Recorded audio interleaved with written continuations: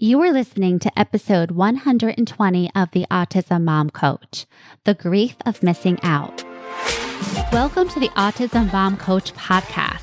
I am your host, Lisa Candera. I am a lawyer, a life coach, and most importantly, I am the full-time single mother of a teenager with autism. In this podcast, I am going to share with you the tools and strategies you need so you can fight like hell for your child without burning out. Let's get to it. Hello, everyone, and welcome to the podcast. I am so glad you are here, and I hope you are doing well. In this week's episode, I want to give a voice and a name to the experience that so many autism moms have of missing out on parenting experiences we expected and the childhood we imagined for our kiddos. This is what I am calling GOMO, the grief of missing out. And it has two parts.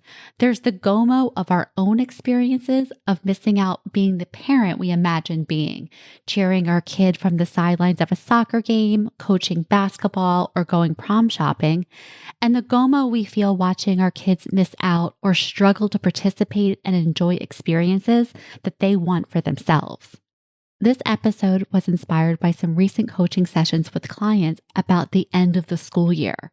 The field trips, the field days, the ceremonies, the graduation parties, all things that look different for them and for their children. For example, one of my clients, her son had field day this week, and she spent a week prepping her child for field day.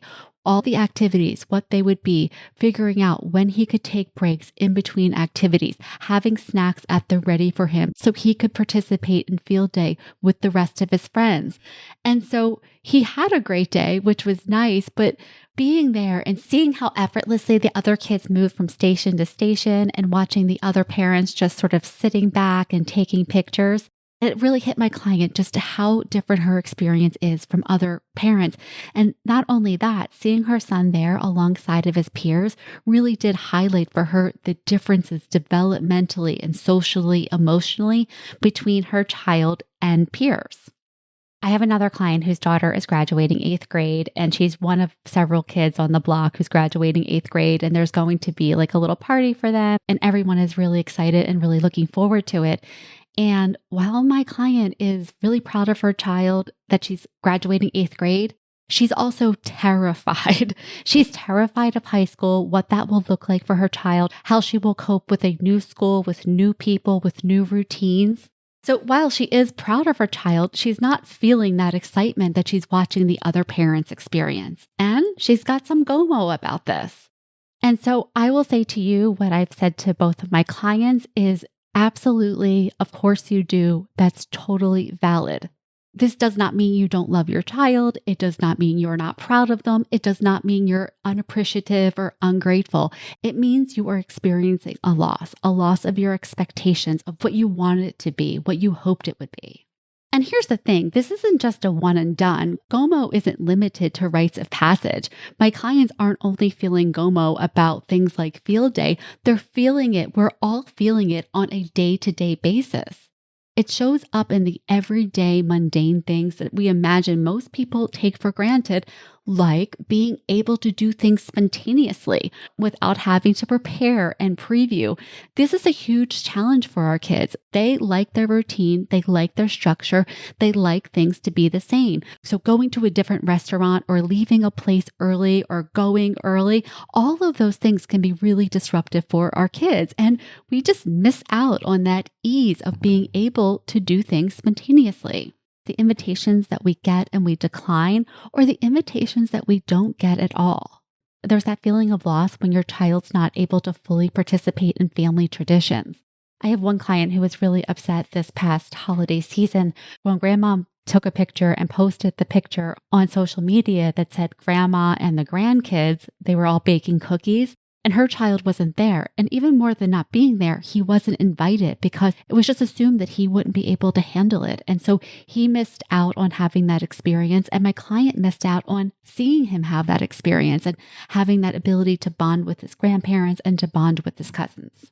And then there's the GOMO that we feel just out in the community, again, doing the everyday things, going grocery shopping and seeing a child sitting nicely and quietly in their shopping cart and not trying to knock over racks or running from you.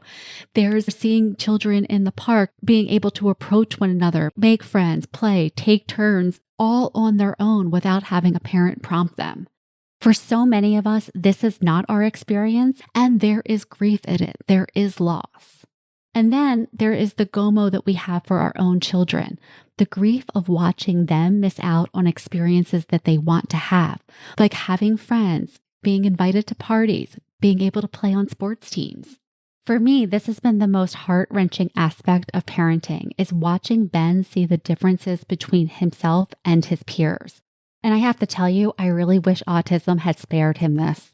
I've wished so many times that he was the stereotypical version of autism I imagine, where he doesn't care and he doesn't notice, because it's more painful to know what you're missing. He's come home from play dates and birthday parties with neurotypical peers, and he's been so sad and so frustrated because, in his words, I don't know how to talk to them. He will be able to ask them things like, how are you doing? He's really good at initiating conversation, but not so good at keeping it going. And he also misses out on those subtle social cues. This is despite years of therapy and social groups. There are some things that you just can't teach. That shorthand that friends have for communicating with one another, the subtle looks, all of those things, they are missed by my son. And he's left so confused. And all he wants to do is just be one of the guys. And I can't fix this for him no matter how much role playing that I do, because I'm not in the moment with him. And all of these things happen in a nanosecond in the moment. And other kids just get it. They know how to navigate the situations and the social cues. And my kid feels like he's an alien on another planet. Another thing that my son has experienced is he really likes basketball and he wants to play on a basketball team like his best friend. And he did get an opportunity to play on the unified team. But again, he understood that the unified team was different than the regular team where all of his peers and friends from elementary school were playing. And that's the team he wanted to play on. And that just wasn't in the cards for him for a number of reasons.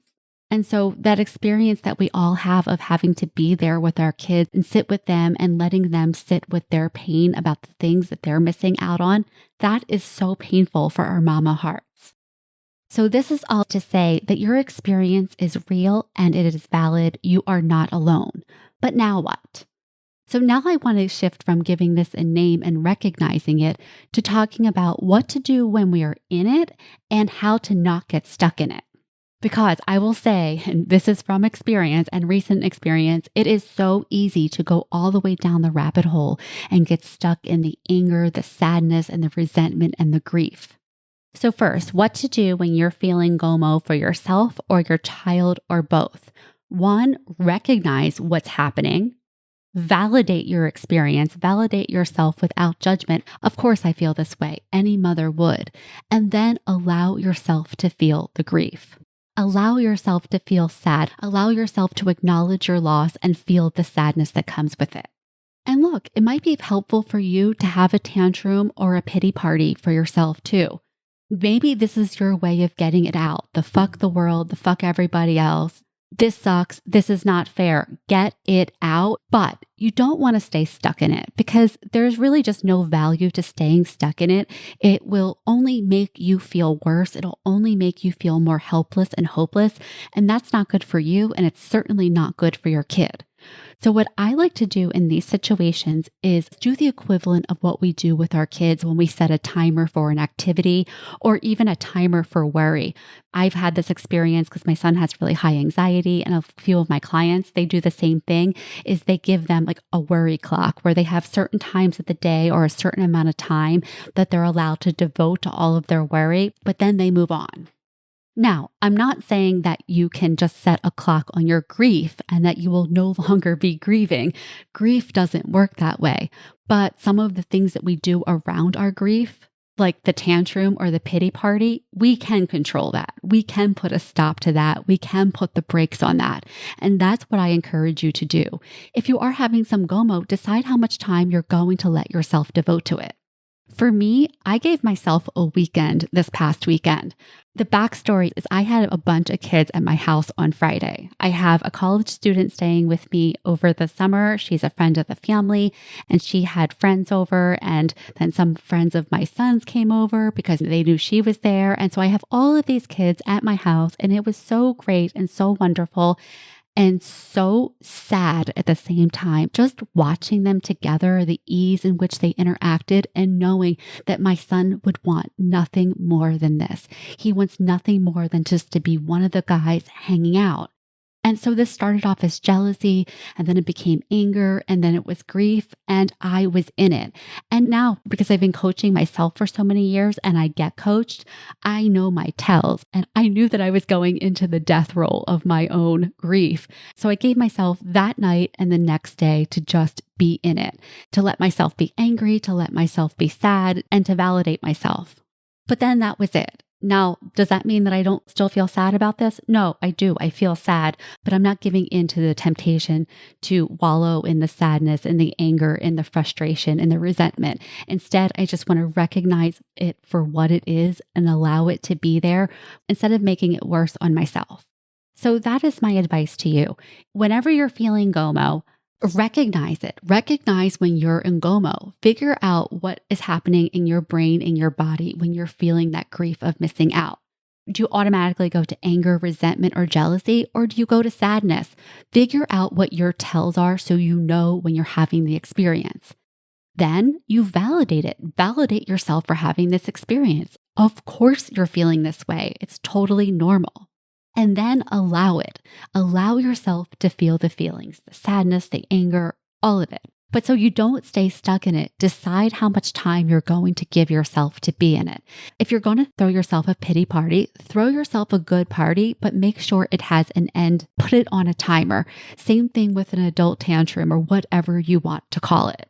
Get it out, let it out, but then let it go. Again, I'm not saying you're letting go of the grief and the feelings that you're having, but you're not making it worse on yourself by doubling down on your own pain.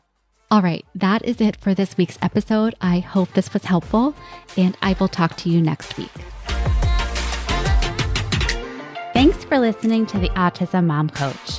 If you are ready to apply the principles you are learning in these episodes to your life, it is time to schedule a consultation call with me. Podcasts are great, but the ahas are fleeting.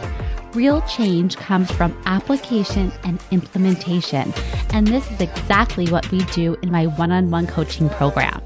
To schedule your consultation, go to my website, theautismmomcoach.com, work with me, and take the first step to taking better care of yourself so that you can show up as the parent you want to be for your child with autism.